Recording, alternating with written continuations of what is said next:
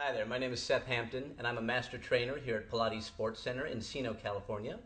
And today we're going to be doing an oblique series that's sort of based on a side-lying kneeling series done in the mat series of Pilates. So what we're going to be doing today, this is going to be about obliques, shoulder stability, and we're going to be ending with some nice mermaid stretches to really lengthen everything out. I'm going to be starting on my knees. You might want to make sure your hips are loosened to do this, because this first position I'm going to do is place my foot out here. And sometimes it's a little bit tight in the hips, so just know that. So I'm going to first take inventory of my whole body, making sure that my ribs are in and they're lined up exactly with the AIS joints right here. That's the inventory, always.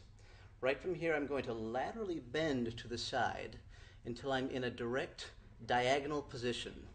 Ideally, the nose should be in line with the knee all the way down to the feet. So right here, I'm going to stabilize myself. We're going to go for a little isometric hold here for a moment. I'm going to take the outside hand, grab it behind the head, reaching the opposite arm out to stabilize. We take a big inhale.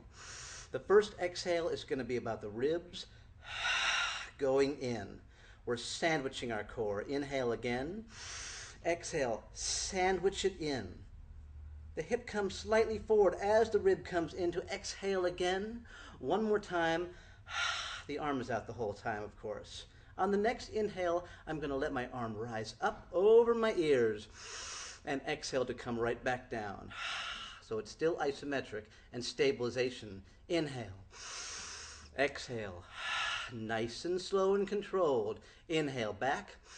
The arm's going to come right back down to about shoulder height, and the opposite arm comes all the way out and stays there for a moment. Both arms are going to come up.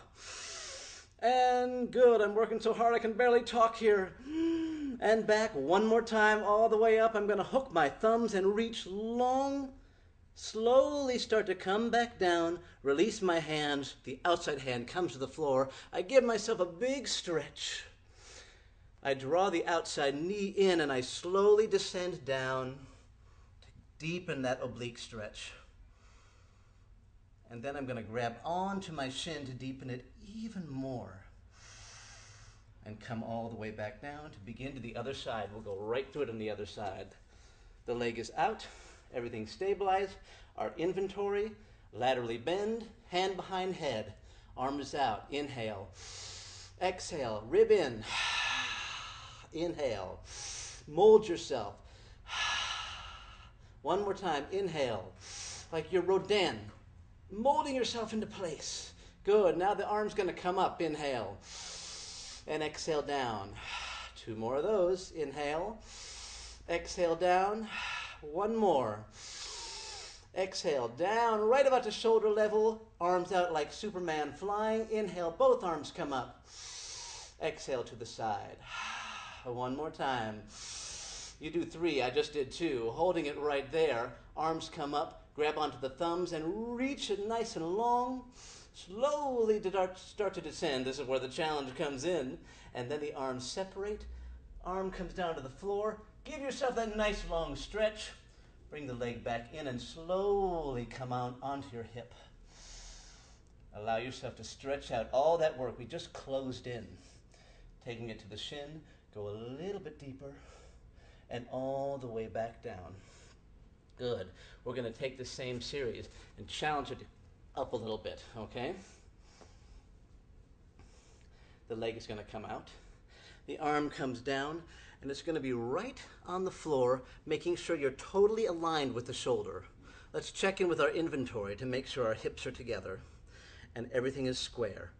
There should be a direct communication from your foot, your knee, to your hand. If your butt is sticking out, you ain't doing the exercise. Come back in, and let's stabilize. Now take a moment to feel the anchor of your shoulder and the direct line of connection, making sure your hand is in a nice stable position with the fingers all the way out. I'm going to stabilize and bring the opposite foot behind.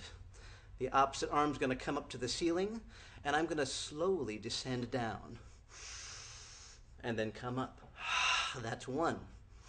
We'll do three of those. Slowly down. Two. One more time, here we go. 3. Now from here, I'm going to do a twist all the way in, pressing in like in downward dog. Press long, slowly executing, coming back up, and dial it back down with control. One more time, all the way up, diving through like twist, reach through, slowly coming back up, all the way down, drawing the knees back in, and once again, the mermaid stretch. Woo, this is a workout. It's good. Let's do the other side. Here we go. Leg is out. Just go on with me here. Hand is out. Take inventory of your positioning. Hips forward. Everything is aligned. Hand up to shoulder. Hand on hip to start with. And the opposite foot goes back. Taking the arm all the way up to the sky. Here we go. Slowly down with control.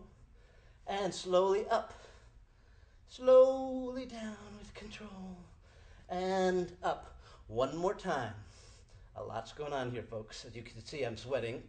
Up. Now hold it right there. We're going to go right into the twist. It twists down like downward dog, pressing long, lifting in those obliques, slowly with control, back to that anatomical plane position. One more time. Down and up. Here we go, scooping into the twist. Reach it long, slowly coming back out, and we dial down. Bring the knees in, and one more stretch out. Nicely done. Now let's just take a moment to be in the mermaid stretch. We sort of allowed our hips to come off here just to get the oblique nice and elongated. But let's take a moment to just do a good regular mermaid stretch. Now with the mermaid, or you can call it merman if you want to, it's all well and good, but we want both hips to be anchored in, leveling off your sit bones. So it's not about one hip lifting off. I have the opposite hand extended down, and the arm outside of the other leg that's extended is going to come up and over and reach long, with the intention of keeping the distance between the rib and the hip. So we have work and length happening simultaneously, and coming around to the other side. Now, what's very interesting about the mermaid is that it teaches you a lot about your personal posture and your body structure. Like, for instance, when I go to this side and I take my hip and I anchor it all the way down properly, look what happens. My knee comes up. It can only really go down if I lift it up. Very different from the other side. When this anchors down, the knee stays down. So this is giving me information here. This is telling me that I'm probably a little bit more stretched out on one side, and I'm a little bit more what we call short and tight on this side. So that's kind of going to help me as my workouts go, and also help me to take this information in so I can view it when I'm looking at my clients as well. So on this side, it's the same thing. This may be up a little bit different, but that's okay. I can work with that. And isn't that the beauty? That we're all just a little bit different. So listen, have a good time with this exercise. It's very challenging. Be cautious, be wise with everything you're doing, and have a great time, and we've got a lot more to show you.